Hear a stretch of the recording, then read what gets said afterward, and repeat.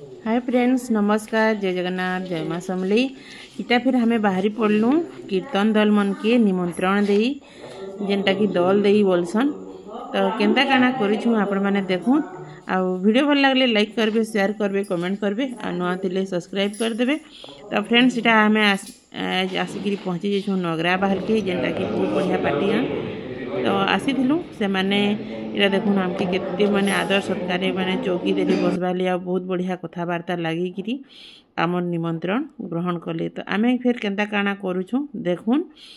तो देखुन इने समस्ते एंता कथबार्ता लगिकी केन दिन जिमा बोलिकी भी कथबार्ता हेसन। तारपरे समस्त सुविधा ने इटा गोटे डेट फिक्स आसी तारपरे आमे दे देलु निमंत्रण आ से माने आमर निमंत्रण ग्रहण कले।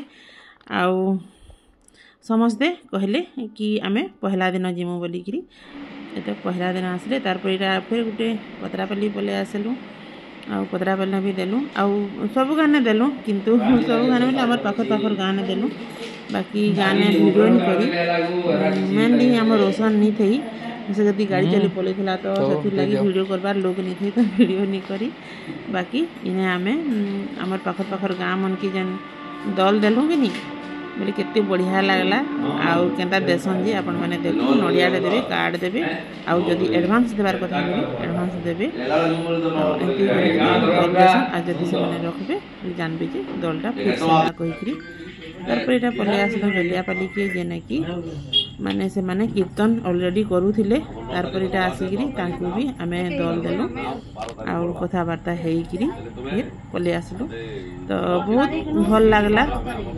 तो आमे जिमु आउ आपनकर नाम कीर्तन ने आमे साहाय्य हेमु आउ से दिन आमे हमर पाखर माने 4-5टा गाँ के ही दल देकरी आसलु। तो आसबार के आमके राति 9 बजी गला तो एंता थिला दल देबार कथा फिर नेक्स्ट पिला माने